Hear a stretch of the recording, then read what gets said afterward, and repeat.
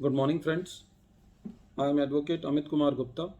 अपने income tax के cases की सीरीज़ में आज जो मैं केस डिस्कस करने जा रहा हूँ उस केस का नाम है Vrinda Sharad Bal versus income tax officer and others. ये केस 25 मार्च 2021 को डिसाइड किया गया और मैटर 435 ITR पेज नंबर 129 पे रिपोर्ट हुआ। मैटर बॉम्बे हाई कोर्ट ने डिसाइड किया। केस असेसमेंट ईयर 13-14 से रिलेटेड है। एसएससी का एडिशन किया गया और एसएससी के एडिशन करने के बाद उसके ऊपर 1,38,00,000 के करीब टैक्स बना। एसएससी इस टैक्स के लिए जो क्रिएट की गई थी डिमांड, उसके लिए सीआईटी अपील के पास था। एसएससी ने स्टे ऑफ डिमांड की एप्लीकेशन लगाई। असेसिंग ऑफिसर ने और सीपीसी ने एसएससी का जो रिफंड बनते थे अगले सालों के असेसमेंट ईयर 14-15, 15-16, 16-17, उन सबको एसएससी की डिमांड में एडजस्ट कर लिया। एसएससी ने जब स्टे की एप्लीकेशन लगाई तो स्टे की एप्लीकेशन असेसिंग ऑफिसर ने एक्सेप्ट करते हुए उस ऑर्डर में ये लिखा कि मैं बाकी की डिमांड को स्टे करता हूँ, लेकिन I keep the right of adjusting further refunds in the demand created for the assessment year 13-14। Friends, इस केस का जो क्रक्स है वो ये है कि असेसमेंट ईयर 13-14 के लिए 1,38,00,000 की जो डिमांड क्रिएट की गई, एसएससी का ये कहना था कि आप खाली उसका 20% तक रिफंड से एडजस्ट कर सकते हो और उसके बाद आपको मुझे रिफंड देना चाहिए इंटरेस्ट के साथ। डिपार्टमेंट का कहना ये था कि जितने भी रिफ़ंड बनेंगे हम उन सब रिफ़ंड को एडजस्ट कर देंगे जब तक कि आपकी पूरी डिमांड जो है वो कंप्लीट नहीं हो जाती।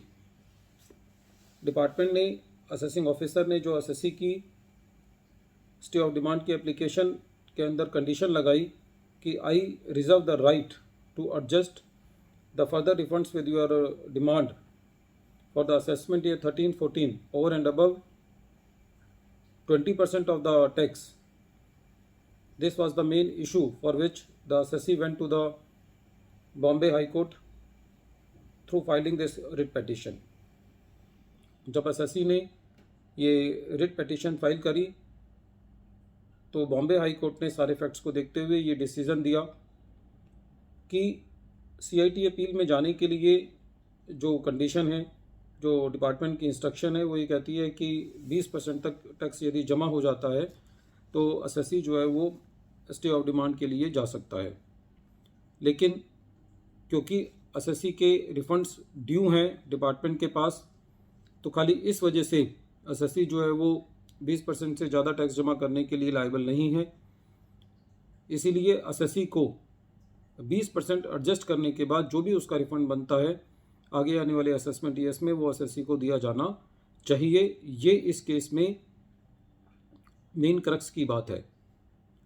हमने ये देखा है कि जब भी एसएससी की कोई डिमांड क्रिएट होती है तो डिपार्टमेंट उसके आगे के सारे फर्दर रिफंड्स जो है वो रोक देता है, उनको नहीं देता, और उस रिफंड से एसएससी की जो डिमांड है वो एडजस्ट करता रहता है।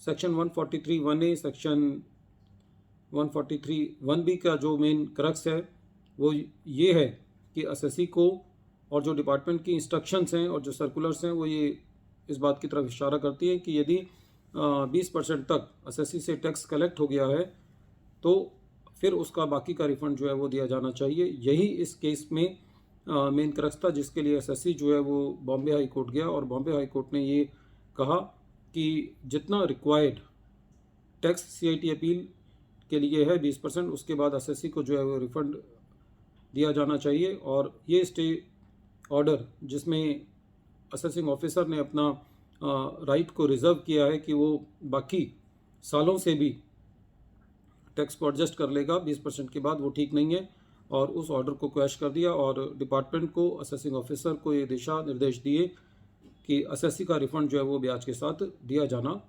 चाहिए। फ्रेंड्स, हमने देखा है कि जब भी कोई किसी भी तरीके का सर्कुलर या इंस्ट्रक्शन आती है तो ऑफिसर्स उनको खाली अपने पक्ष में ले जाने के लिए यूज़ करते हैं और उनको इतना वाइडली और ब्लाइंडली यूज़ किया जाता है कि एसएससी को इन छोटे छोटे मैटर्स के लिए भी